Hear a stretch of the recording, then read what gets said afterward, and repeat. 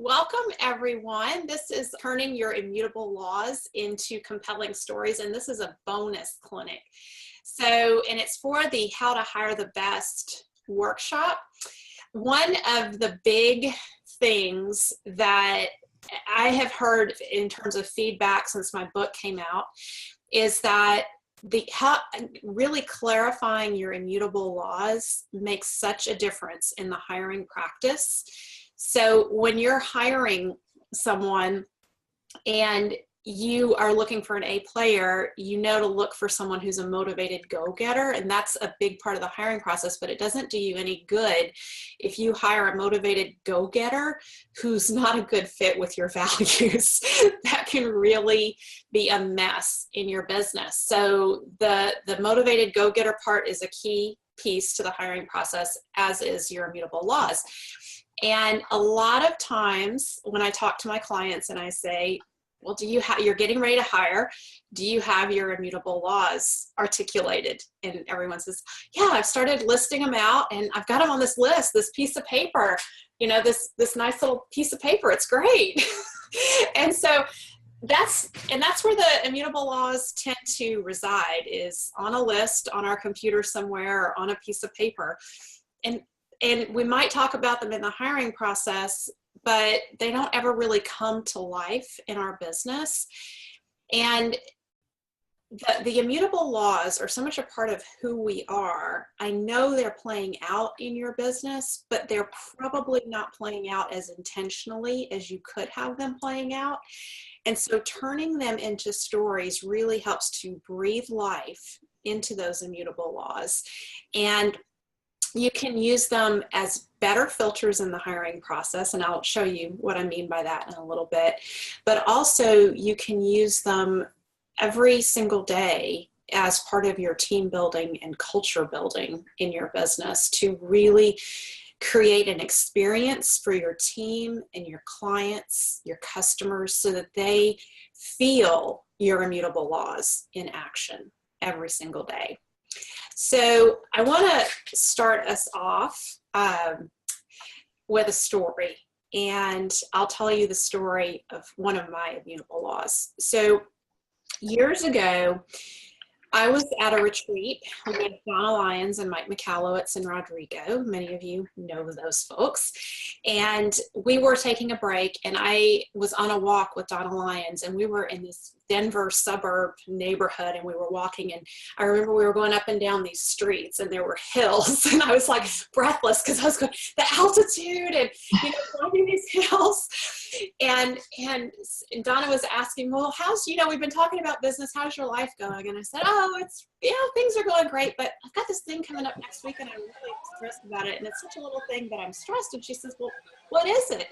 And I said, well, at my church, we're putting together this community food thing where we're trying to feed the kids in the community that over the weekends they don't have, if they're low income, they get food at school through the lunch program, but on the weekends, there's not any guarantee that they're getting food. So we're trying to put on these big lunches and feed a lot of kids. And we don't have a lot of people in our church, so I got volunteered to help cook. And I've never cooked for more than 10 people, and I am really overwhelmed by the thought of cooking for 60 or 100 folks. And I don't know how to use a commercial kitchen, and on and on. And she said, wow, you are stressed. And that she made a comment. She said, that doesn't really sound like it's one of your gifts. And I said, it's not. It's not one of my gifts. And all of a sudden she said, well, what could you be doing that would be a part of your gift? Like, how could you be supporting this? And I said, well, what I really get excited about is just getting out in the community and going to talk to business owners and raising money to pay for the food and just getting the word out and doing all the marketing for that. And she said, well, maybe that's what you should be doing. That's your gift. Maybe that's your contribution to this, rather than cooking in the commercial kitchen and trying to feed 60 to 100 people. And I said, I would love that. I would love to be out there doing the marketing piece and getting in the community part and getting the word out. So that left a big thought in my head about the value of when we are a gift from our gifts. that each of us has unique strengths and talents. And when we serve from those strengths and talents, it feels effortless. It's fun for us. It's actually energizing for me when I'm doing something that comes from one of my strengths. I get energy from it. I don't feel drained by it, versus thinking about doing something that's not a strength, like cooking in a commercial kitchen for a bunch of people, left me feeling very drained even just thinking about it, much less doing it. And so that's where this immutable law that is in my business started to evolve from. And the immutable law is be a gift from your gifts. So I listed it on my immutable laws like we all do. And then I started talking to people about it. And when I brought on Darren Hopman, our success team lead, I talked to him about these are our immutable laws, and we want to figure out what your gifts and talents are and how you can show up and add value. He's like, yeah, that sounds great.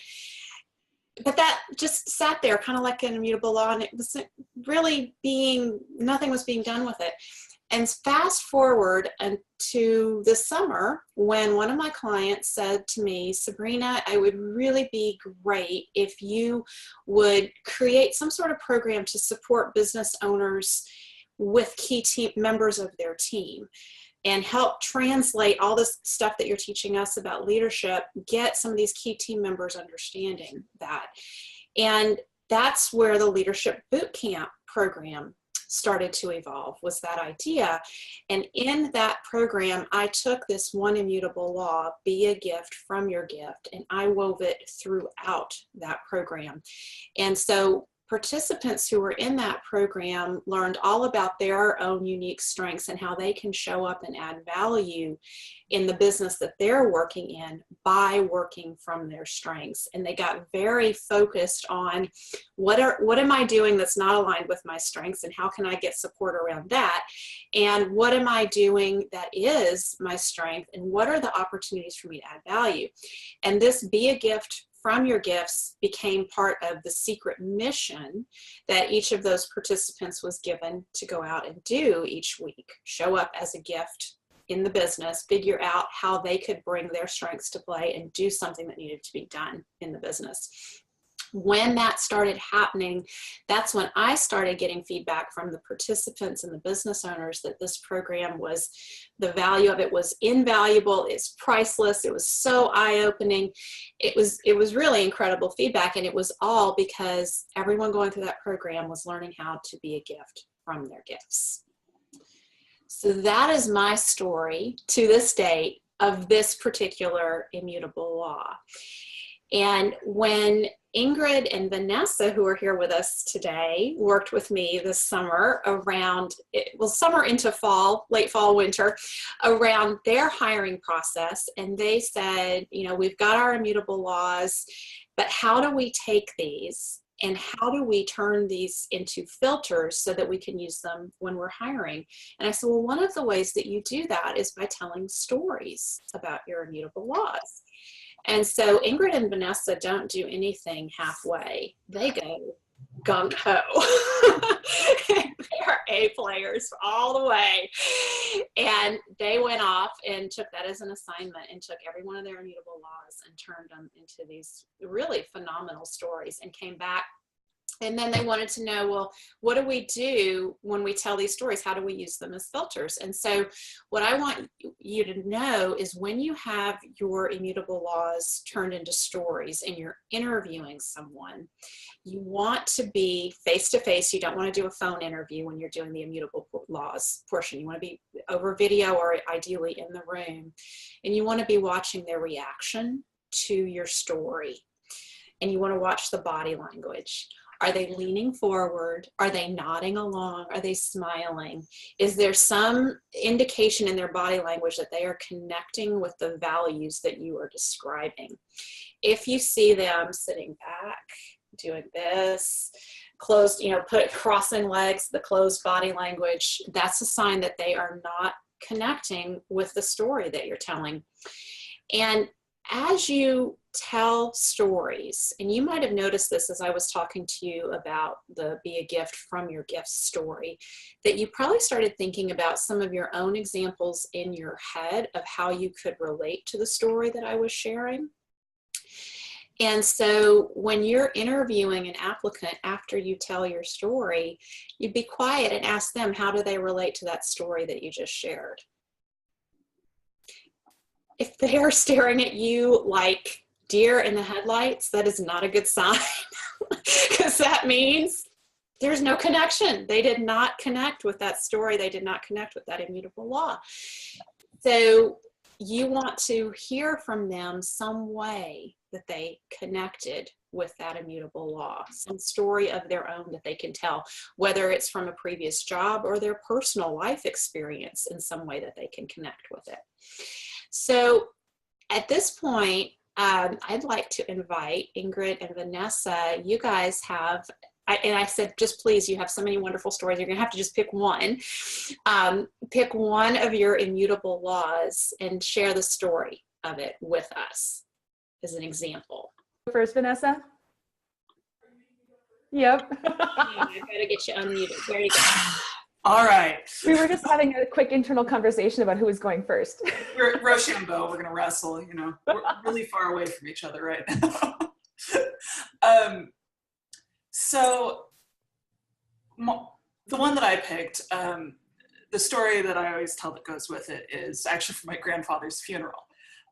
My grandfather, I always describe him as a seeker. He was one of those people who was very into mysticism. He went to the Vedanta Society in Sacramento, and he was always looking for the truth, whatever that meant. And at his funeral, a gentleman got up to speak and talked about how they used to always go to lunch together, like at least once a week. And they would sit around and they would talk about, you know, what is it? What is the truth? And my grandfather stopped going to lunch with him after a while. And he called my grandfather and he's like, why aren't we getting together for lunch anymore? And my grandfather says, well, I figured it out. And he says, you figured it out? What is it? And my grandfather said, the answer is love. And, you know, they talked back and forth. My grandfather wouldn't back down. He said, the answer is always love, no matter what.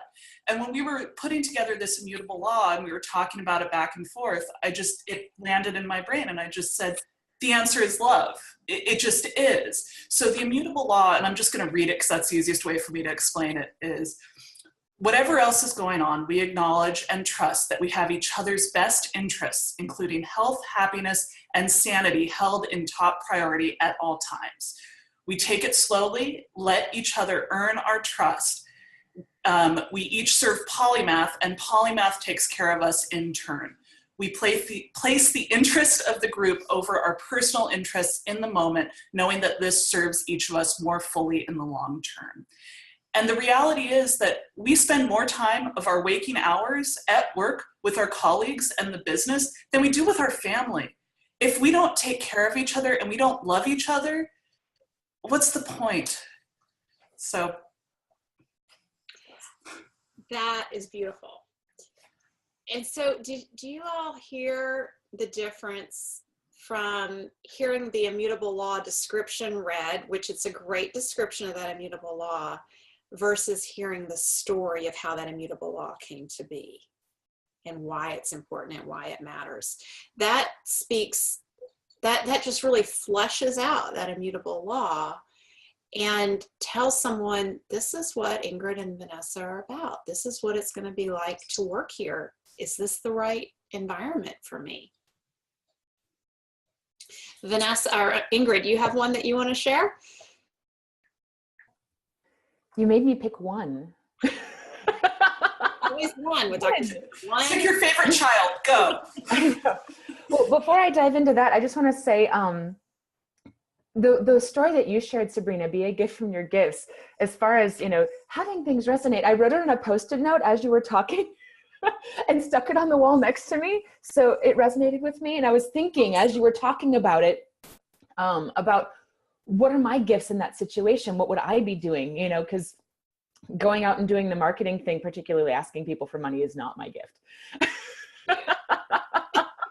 So just, yeah, the story really resonated with me, and thinking about how, you know, I could help cook for, you know, 100 people or something like that. It's not necessarily my forte, but I'm not going to be, over the moon nuts about it, and thinking about one of the things that you said when we were originally talking about immutable laws and how to find the immutable laws were when something happens and you have that initial just feeling of how could anybody live their life this way? When somebody does something and it goes so against our grain on a core level that we're just aghast that anybody could go about things in that way, that congratulations, you've just discovered one of your immutable laws. Yes. When you're really ticked off, chances are an immutable law has been violated. And I guess that's one of the stories that I want to share right now, because one of my immutable laws was broken recently, and having them written down and understanding them and knowing these things about ourselves really helped me to see, no, that's a deal breaker. And if this doesn't shift, we're going to be letting this client go. And so I'm going to start with the story. Couple of years ago, I was on an airplane and I had the good fortune of watching a webinar from this airplane, which was a bit of a trip because the Wi-Fi on an airplane is not always the best. But nonetheless, Ed Class, who is one of my favorite educators, was doing a webinar at that time. And I was like, oh, I'm going to be at 30,000 feet. I'll give it a try. And he was talking about busting the top 10 myths of business. It's a fantastic presentation. And one of the myths that he busted was the myth that leadership is about changing someone else's behavior. And he said that leadership is not about changing the behavior of others. Leadership is about confronting others with their freedom, recognizing that freedom and accountability are the same thing. And what he said was that accountability, you can't have accountability without freedom, and you can't have freedom without accountability. In order to be accountable, we have to be free to make our own choices. And so if we have a member on our team who's just doing it for the paycheck, who thinks they have to do what you're telling them to do because you told them so, that's not freedom, that's compliance. And compliance is tantamount to slavery. There always has to be the choice of, you get to choose your own fate. You're a human being with free will. And, the question is, are we in alignment? Are we a fit? Because if we're not a fit, that's okay. There's the door. That's freedom, to be able to choose our own path at any point. And it really put in perspective for me an experience that I'd had just a couple months prior to that with an intern that we'd hired. And this intern turned me into a demon in her mind. And I should have let her go. But I thought that I had a responsibility to her and she wasn't leaving. And what the heck was I doing keeping on somebody who, wasn't getting paid to be there? She was just there for education, but she clearly wasn't learning anything because she had no interest whatsoever in learning things from me. And it was just this terrible situation. And I actually read an article on it on Between Wall and Main, if you want to see the rest of that story. But out of this idea, as I digested some of these ideas about leadership and freedom, and the more I thought about it, I've always held the belief that if we take full responsibility for the situations we're in as much as possible, that puts the power in our hands to change our situation. And it's so empowering to be able to do that. And I enjoy empowering others with that knowledge that if you take responsibility for a situation, then it's in your power to change it. If you try to scapegoat and point fingers and play the blame game, you're making yourself powerless. You're giving away your power, throwing it away. And that I don't want people on my team that are going to do that. I want people on my team that are going to step forward and take full responsibility. And that's one of the main reasons why Vanessa and I work so well together. We make plenty of mistakes. And every time we do, we say, oh, crud, my bad. Let's figure out how to fix this. So the immutable law that came out of this is freedom and accountability are one. Each member of the team is responsible for maintaining their own freedom. and can request assistance from other team members when feeling stuck. We do not play the blame game. Taking responsibility is the highest form of empowerment. We honor our commitments and make follow through our top priority in all things. We want to be here, and we thrive by choosing to do our best each day. When our personal freedom is in alignment with our company purpose, it will be clear through our joyful enthusiasm and attitude of gratitude. And this really, really came clear to me just this past month as a client of mine, actually one of my largest clients who I've been working with for a couple of years now. He's been changing a lot over the last little bit. He opened another business, a real estate investment business, and he hasn't been putting as much focus on the business that we assist him with. And he's been dumping a lot of things onto his key employee that we have our main interaction with. And it's been turning into a bit of a damaging situation. And the thing is that through the interactions we had with him last month, we've been noticing him pointing fingers, scapegoating, playing the blame game, and talking about how everyone else, all of the things going wrong is everyone else's fault. And he's not taking responsibility as the leader of that company, up to and including standing me up for a meeting last month and not even apologizing for it. I'm so not okay with that. So not okay. And, you know, I've been trying to communicate with him that this behavior needs to shift, and his communication's not turning around. And at our next meeting, my plan is to talk to him about, hey, so this is one of my immutable laws. This is what we've been seeing. Do you think that you can shift this? Because if not, then we need to start finding you somebody who can be in alignment with what you're looking for now, because it looks like your needs have changed, you know?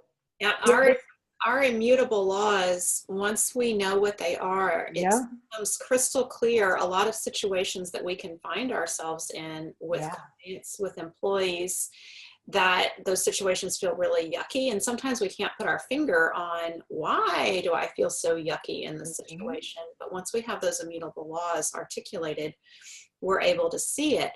So I just want to clarify here, when we're in the hiring process and we're interviewing and we're sharing immutable laws, you don't want to go into the negative with that, but it is okay to share a story in the hiring process where that immutable law was violated, as long as you share the opposite of the immutable law so that the applicant really gets a picture of the behavior that you're looking for.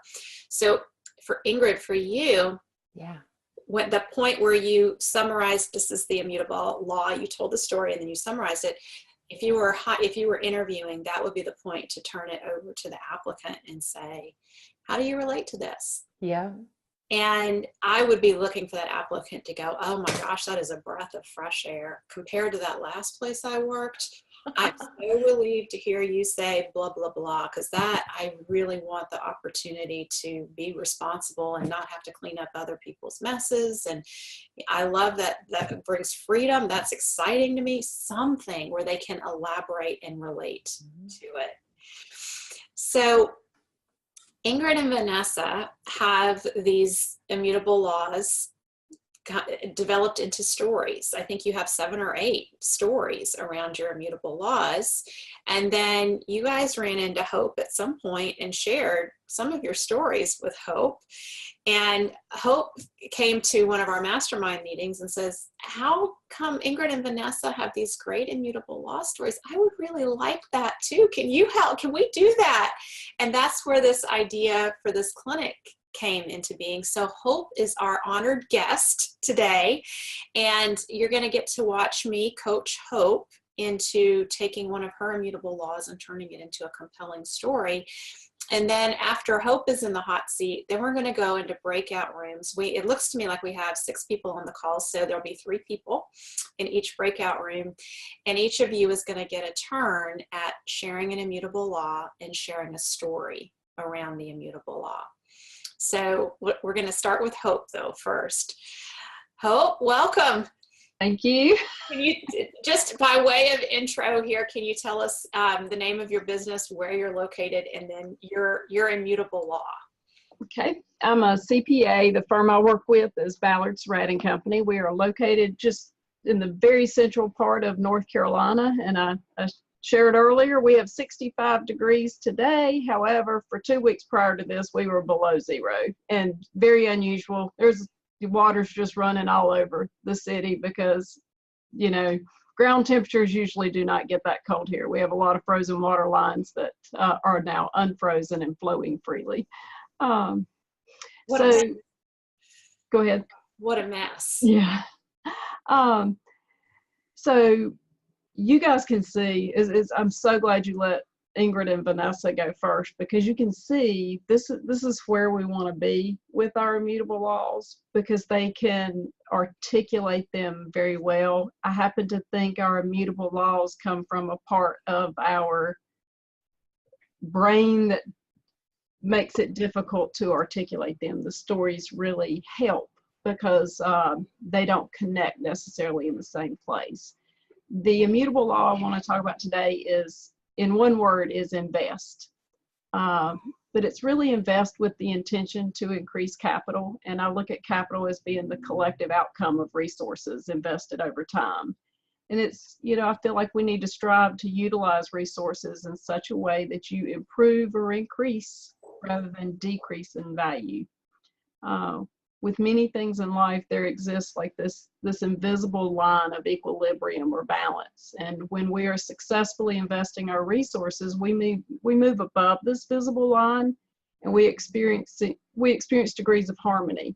When we fail to invest, we move below that invisible line, and we deplete or waste or underutilize our resources. And then what we feel then are varying degrees of dissatisfaction or turmoil or chaos or havoc.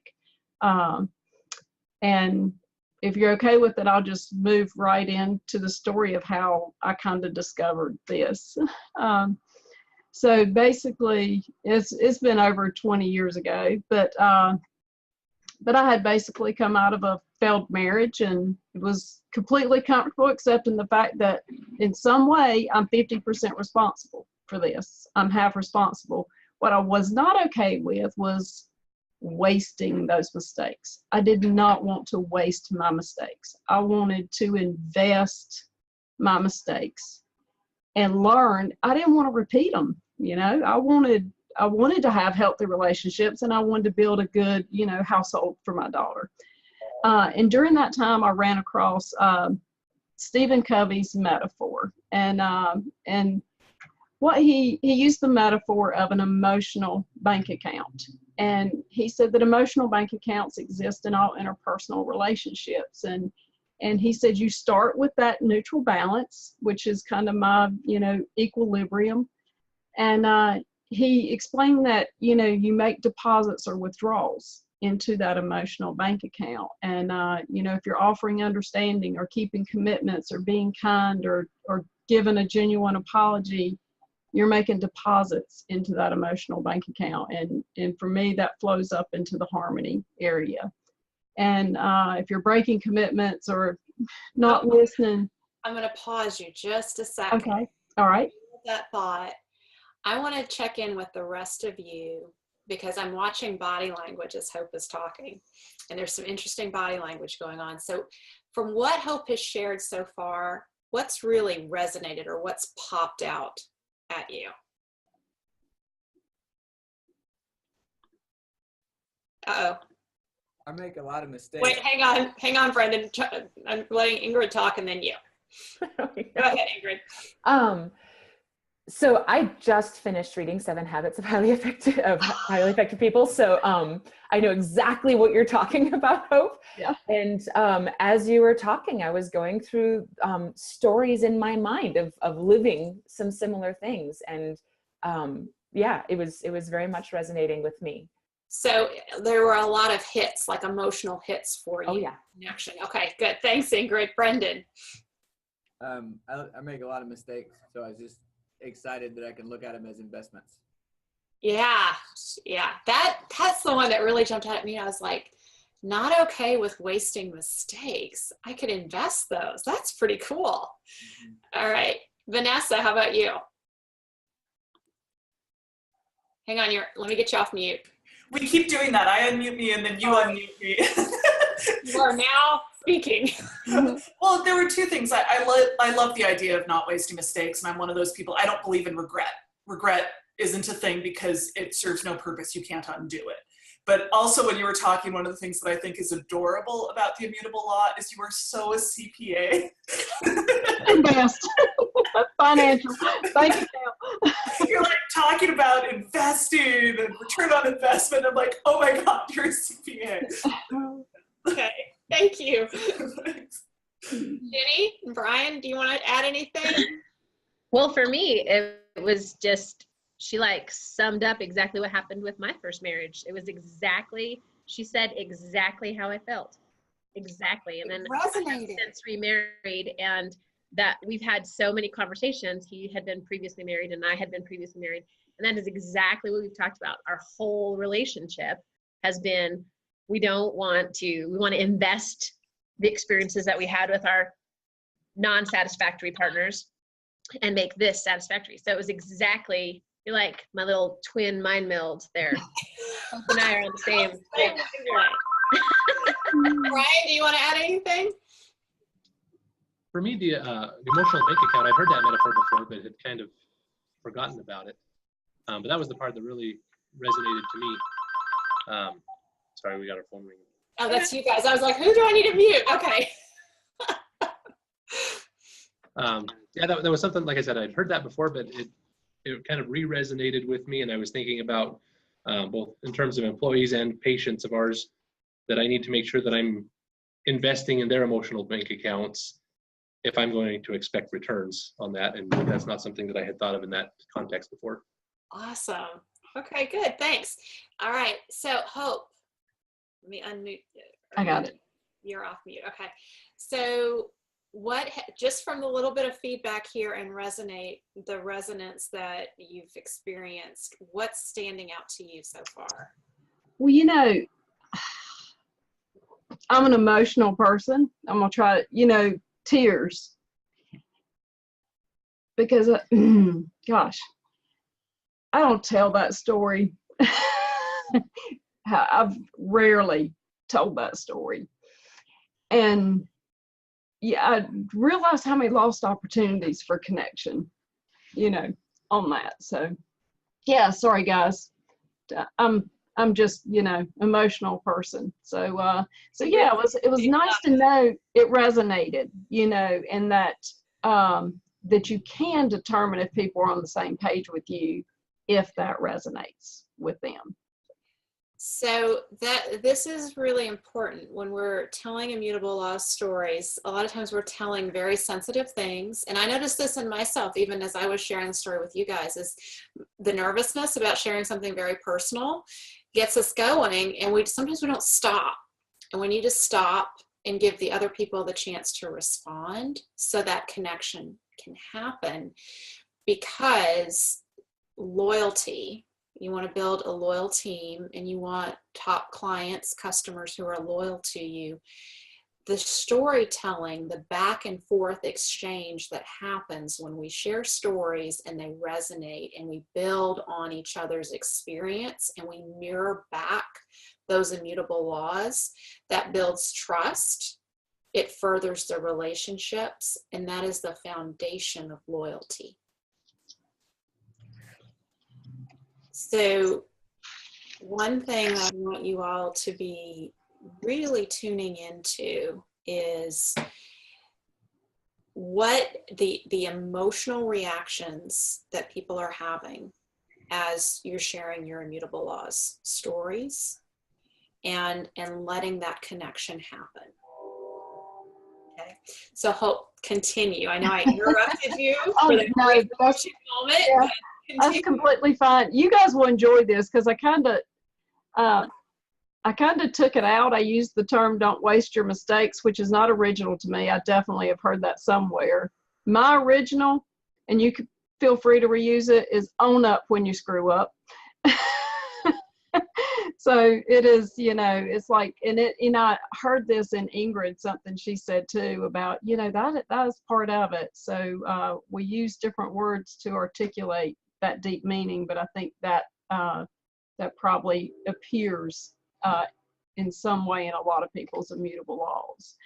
What was interesting is the whole concept, I guess, as Vanessa said, being a financial person, that whole concept of understanding that there could be a positive and a negative, and that to invest, created more of the positives, and to fail to invest depleted or created more negatives. And I realized how applicable this is, not just in interpersonal relationships.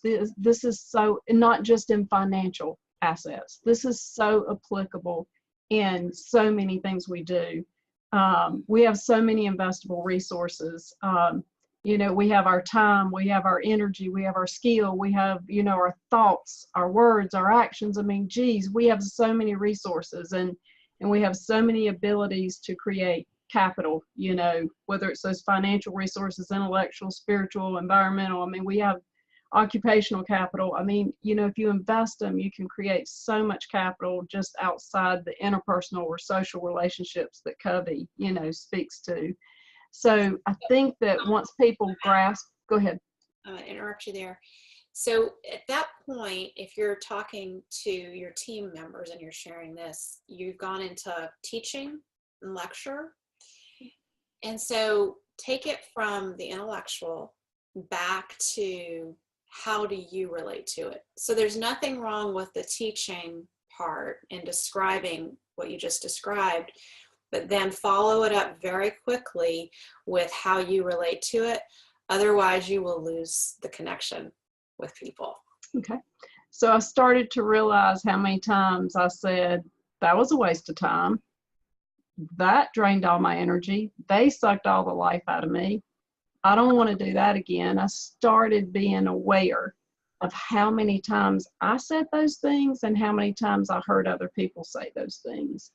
And so I really started, looking for opportunities where I could prevent having to use those sentences.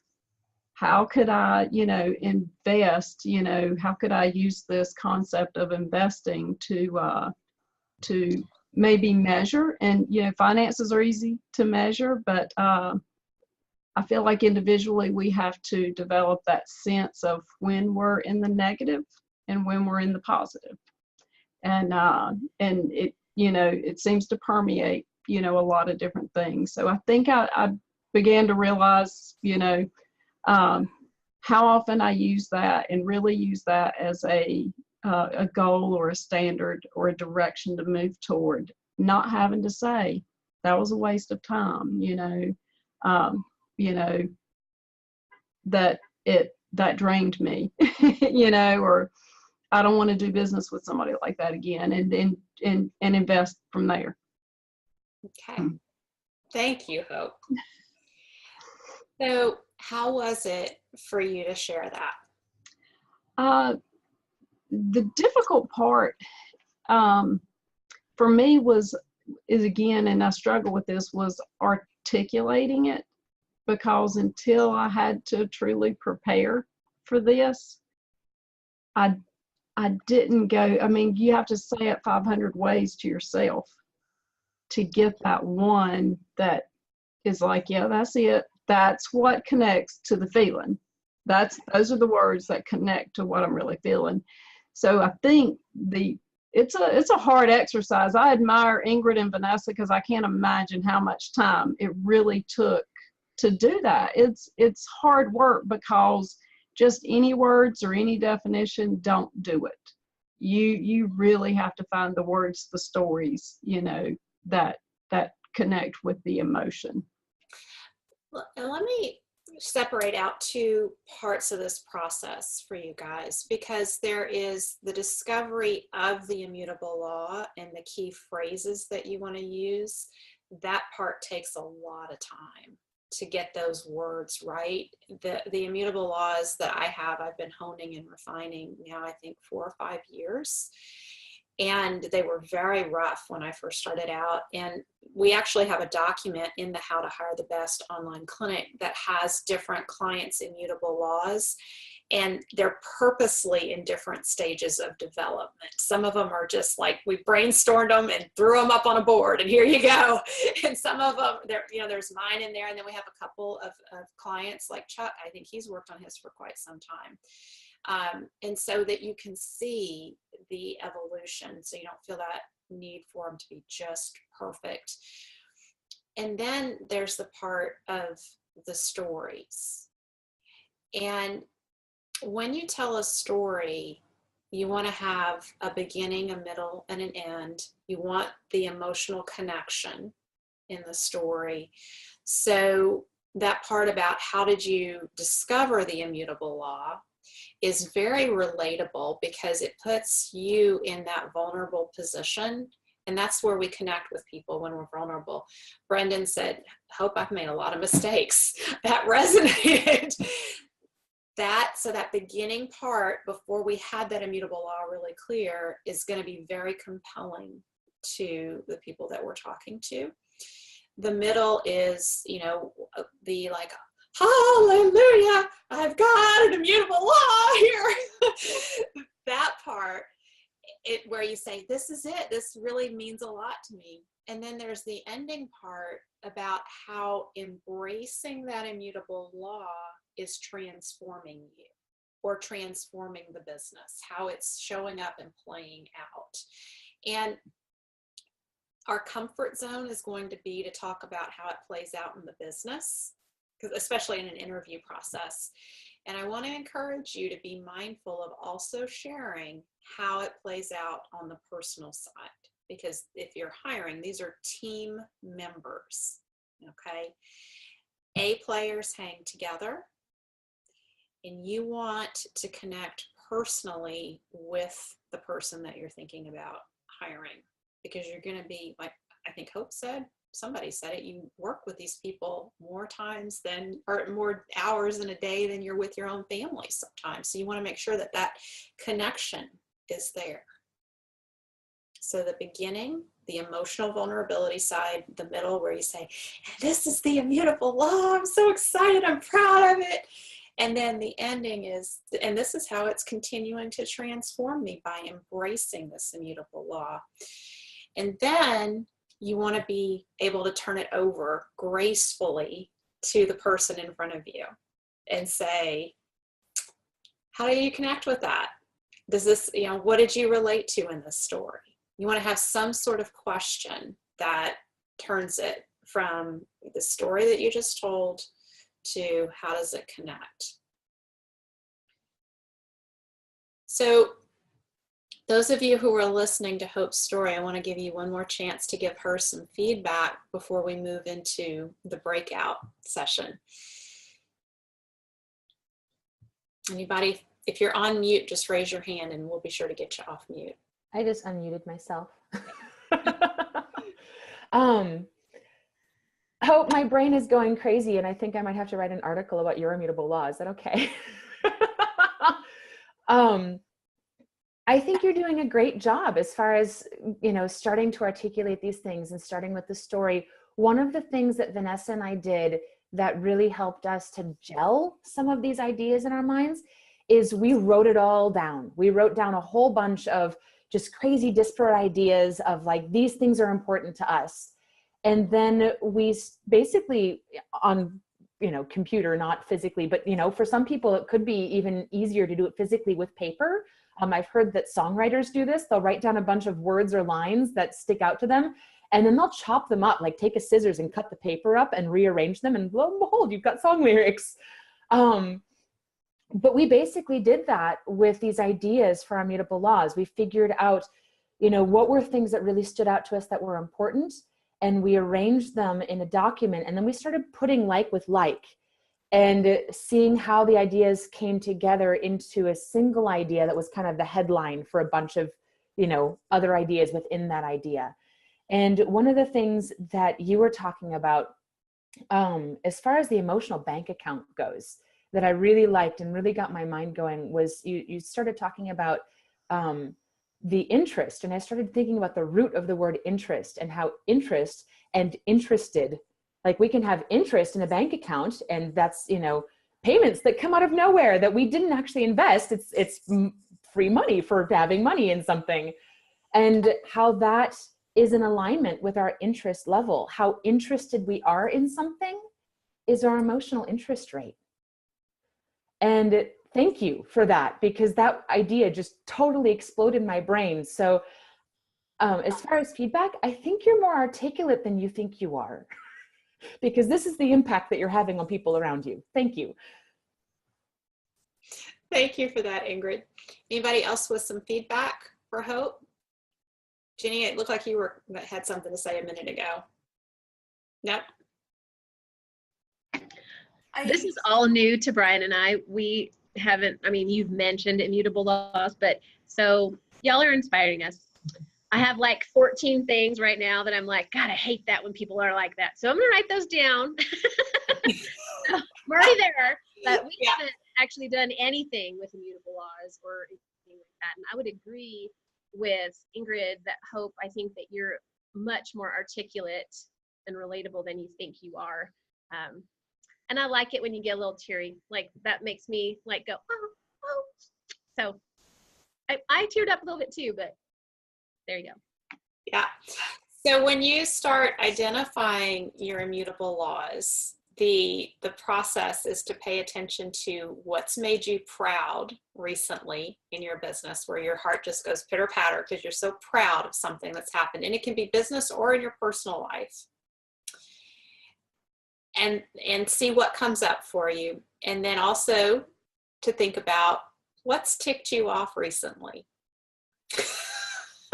Now, the danger in going into the what's ticked you off recently is none of us are very good at letting go of those things that have ticked us off. So it's very hard to come back from the thing that ticked us off and turn it into an immutable law. But when you share it with somebody and you say, I'm going to tell you something that's ticked me off, and there's going to be some venting with this, but really what I want you to listen for is, what's the value underneath this that's got me so mad? Help me put my finger on what value was violated here.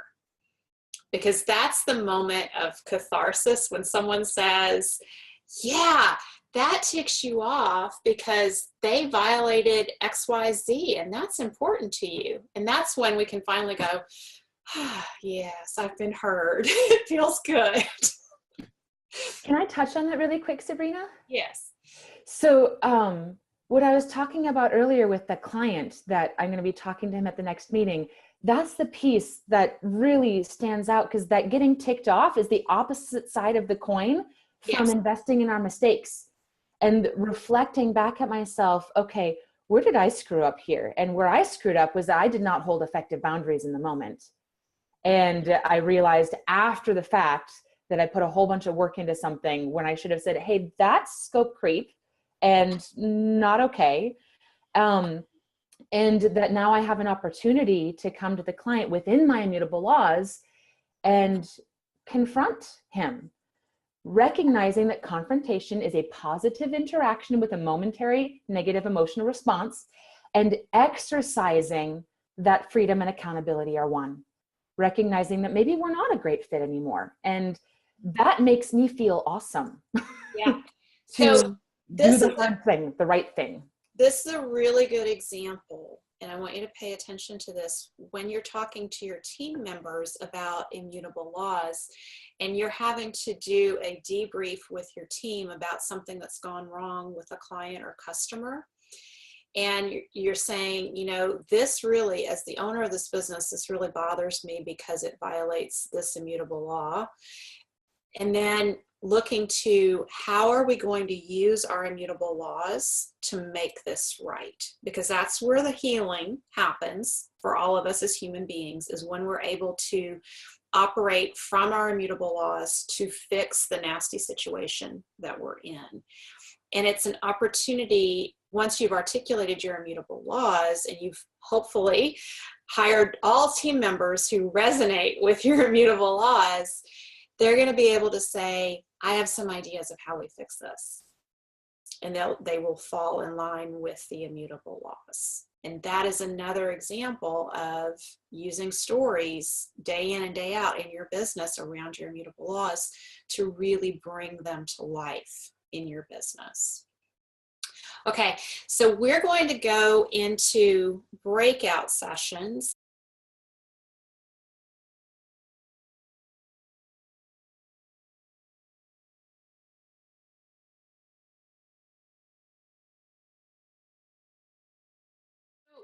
As you went into your breakout rooms and you shared your stories, what did you notice?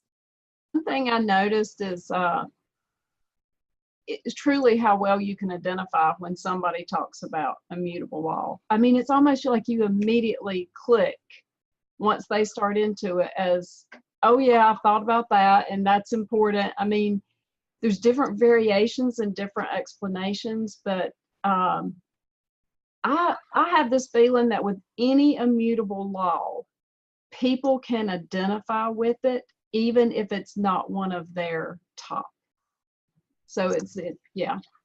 Mm-hmm. Mm-hmm. I agree that people can identify with it. I want you all to be aware, though, that you've all come together here today because of your connection with me and Tap the Potential. And I am a very firm believer that like attracts like, and that common people come together. We're in an echo chamber. An echo chamber. So, you know, the strong resonance, I'm not sure you would see that if you were in a random group of people. So I don't know, that's really curious. I need to test this in a random group. I wonder if you tested out some of the immutable laws amongst the companies that you work with, Sabrina, because I think some of ours are very similar to some of the other ones that we've heard already. So like number 3 of ours, I pulled it up and I apologize again for being late, is if you see something, say something. Well, I mean, we've just heard that like 10 times, and it seems like there's a bunch of other people on here that have the same one. And so those, I wonder, because of the situation of the companies that you work with and the like-mindedness of the people that want to seek help and be better and do better and have an A company, those people are going to have similar values and characteristics. So you're just going to have a lot of those same shared values and beliefs. Dan, not the people that are trying to steal from everybody else. We were just talking about that exact thing in the breakout session. It's like you read our minds in those exact words even. Wow. Yeah. Exact same thing. So how about as you told your stories, what did you notice as you were telling your story? Was it hard, easy?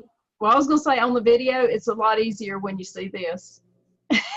You know, when you're looking at who you're talking to, and it's exactly what you were saying about monitor, the body language. But I mean, definitely when you're talking and you're seeing this, I mean, yeah, then I realized, okay, that's what I'm supposed to pick up on when I'm in an interview. It's not the talking, it's how they're responding to what I'm saying. Yeah. So, talk about this being an echo chamber. That's a really good experience that you can use as an anchor point now when you go into an interview with someone and you share the immutable laws and you don't see that. You just see like blank expression. That's what you really need to be paying attention to your gut reaction. A lot of times when I talk with business owners who have mishired and I take them back to the interview and I'll say, what did you pick up on? I'll hear them say, I can't put my finger on it. I just had this gut feeling something wasn't quite right. And usually that's because there was some body language that went on that you picked up on subconsciously. So, having 2 people interview and one person who's talking, the other paying attention to body language can help with that. What else? Hope's been sharing a lot. How about the rest of you? What did you notice as you shared your story? You're on mute, so be sure to keep yourself off mute. One thing that I will own up to, because you were saying one person will talk, one person will watch body language, and I know who will do which, is You know, the one that I shared at the beginning is the immutable law that I can talk about ad nauseum. I need to work on the other ones. And I think that collectively it would be nice to work on stories that are personal, but personal to the business and shared personal. The challenge is, like we were talking about, and I think, Hope, you might have been talking about before this session completely started, is so many of them do come from negative experiences. And so it's hard to, you know what the violation was, and that's a story that's really easy to tell and find. And so finding that positive story so that you're not, you know, basically ranting and raving at the poor person in the interview is really challenging. Yeah. I agree. I think keeping it positive is really hard, and especially hard for my other partner who's not here. He gets, Sabrina, you're dying laughing, aren't you? So he dives off into the negative weeds and stays there. And it all stems from just being traumatized in the past and having just really bad experiences. And so, not so much with the clients. With the clients, he is a whole nother person and can turn all of that on in a different level. And he could be having the worst day on the planet, and a client approaches him, and man, it is like sunshine and roses, and I'm A-okay. But with everybody else who sees him and interacts with him on a daily basis, I mean, even just in our company meeting on Tuesday, it was like, okay, Chad, Eeyore, can you please turn him off? So I think remaining positive with these, but understanding that some of them did come from negative experiences is something that you have to keep on track, and maybe writing them more in a positive way will help him keep track of them in a more positive way and not so negative. Well, this is the perfect segue to what I wanted to share with you all at this point, and that is, how do you start harvesting the real-time stories of these immutable laws in your businesses so that you have some collective stories that everyone as a team can relate to? So when you do shout outs in your weekly team meetings, because all of you do shout outs in your weekly team meetings, right? Thumbs up, Brendan and Mandy, yay. Okay, so get in the habit of, and it's going to be awkward if you're a small team, you know, like two of you, let's shout out this week. Who's got wins and successes? We always end with immediate to-dos and positive takeaway. Good, good. So I always start off coaching sessions with wins and successes. There's lots of reasons I do it, but I noticed very early on in coaching that when people come to a coaching call, they want to talk about the crap because they want to figure out a way to get out of the crap. And I thought, wow, if we start with crap, we can't seem to get out of it. Like we just stay there and circle. And so I asked my own coach, I was like, what can I do? We need to get people, venting, but then move forward, which by the way is another immutable law at Tap the Potential. We vent, we learn from it, we move forward. Mistakes are learning opportunities. So starting off meetings with wins and successes is a great way to circumvent that natural cycle. And you probably noticed this in your own meetings. If you've ever been in a meeting with more than one other person, the natural tendency is for participants to start talking about all the things that are wrong and all the problems. So you start off with wins and successes. It creates that positive high note. And then when you go into challenges, you can often bring it back to wins and successes to find solutions to the challenges. Not every time, but a lot of times. So when you start off your meetings with shout outs, you want to turn your ears on and really listen for shout outs that exemplify the immutable laws. And start using those immutable laws to frame people's experiences. So we're bombarded daily with information. Your employees, your team members are bombarded with experiences that happen day in and day out at work. Your immutable laws can start to help them frame their experiences. So anytime a shout out happens and you hear that relates to one of our immutable laws, call it out. Just say, it's all about, or what is, it's all about love, or what is the one?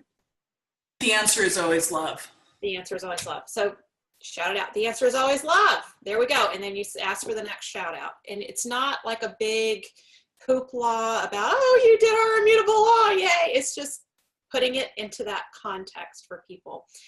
And that starts to create stories. When you do shout outs in your team, if you are able to point to employees who did something really good during the week that relates to an immutable law, that's a big opportunity for you to share that in front of the team. Because at that point, what you're doing is you're reinforcing the behavior that you want more of, which is way easier to do than to correct the negative behavior that you don't want from team members. So the more opportunities that you take to shout people out when you see them exemplifying immutable laws, the better. And if you do this over time, I guarantee you by 6 months' time, your team members will be in the habit of shouting each other out and looking for the good that each team member does. And you'll even start to hear them saying the immutable laws when they shout people out. That's success. That's when you know your team is embodying your immutable laws and they know how to be.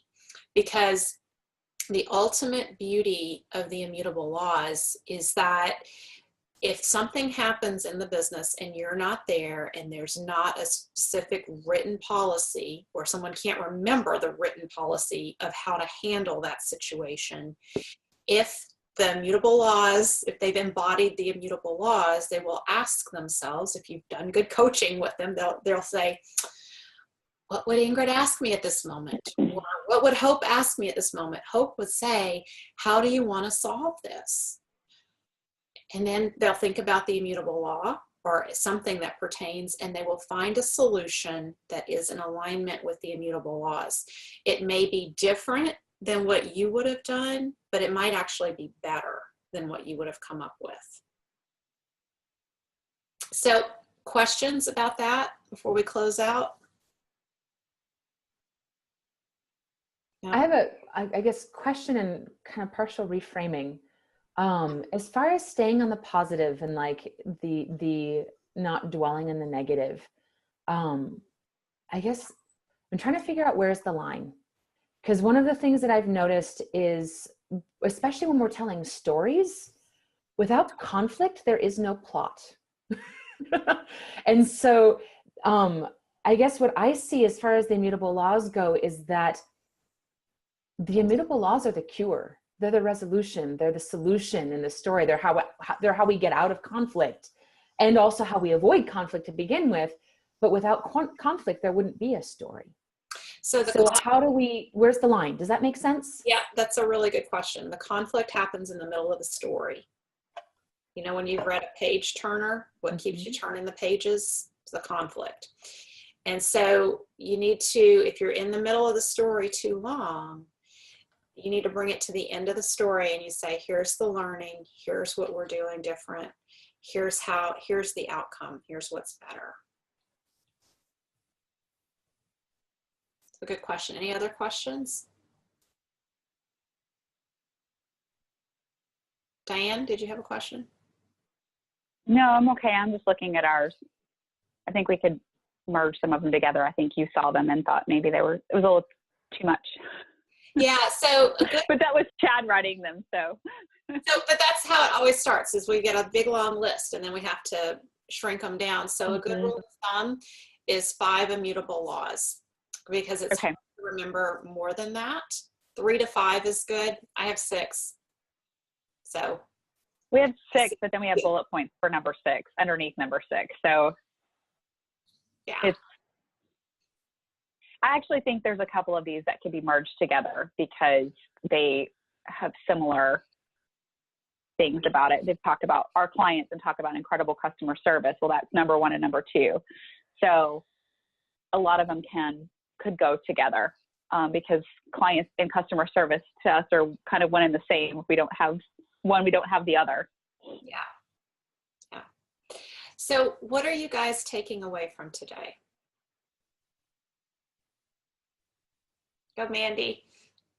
Yes, my like the biggest light bulb moment is that even though, at least our experience is this, all of these laws are going to come from a very emotional place.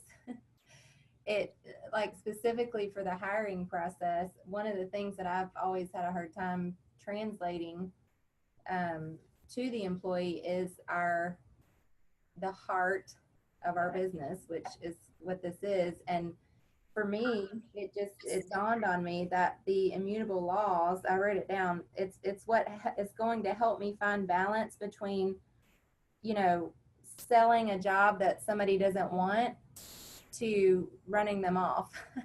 You know, because in the interview process, it's depending on what day it is and what problems I've had that morning.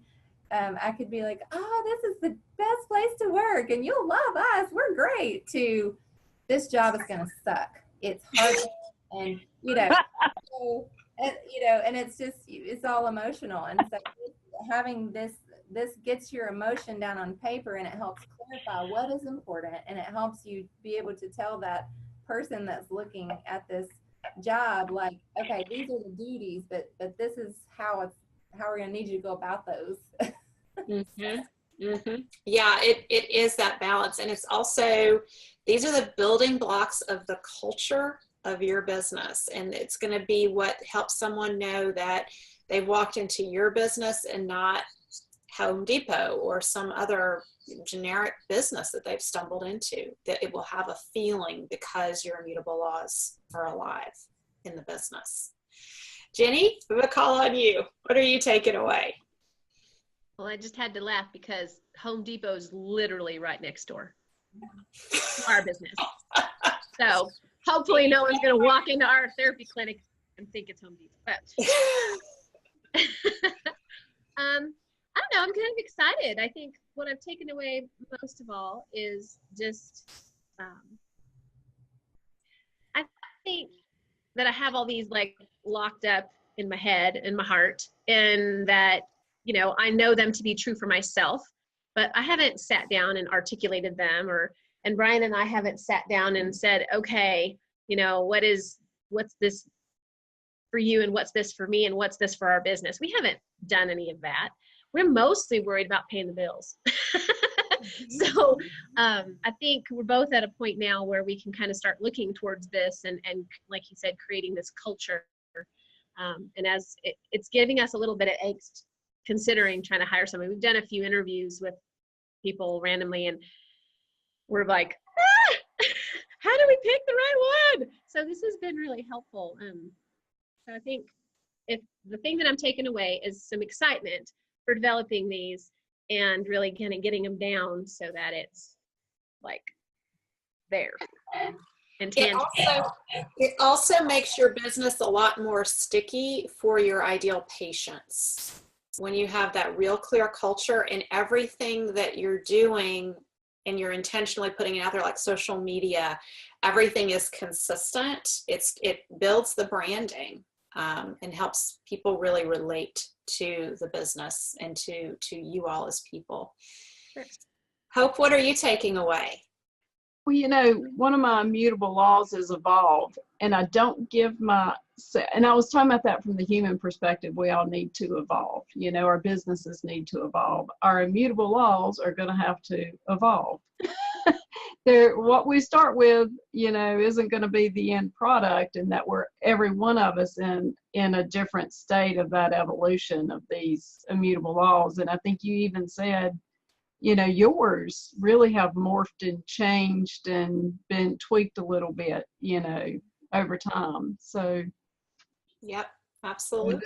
They will evolve. We've got to be okay with that they're not perfect. Maybe I have to be okay with the fact they're not perfect. I'm not there. Yeah. So Hope, I want to give you a big shout out because you're the inspiration for today's bonus clinic. And I appreciate you being willing to get in the hot seat and speaking up and saying, hey, Sabrina, this is really helpful. This would help me. Maybe it would help others, because we're all here because you said, I need this. This would help. So I want to thank you all for participating, for sharing your ideas. This was an interactive clinic, so it would have been very dry if I just sat here and talked the whole time. You guys brought it to life by sharing your immutable laws, and I love helping you with your immutable laws. So if you need more help with it, just reach out. Bye, everybody.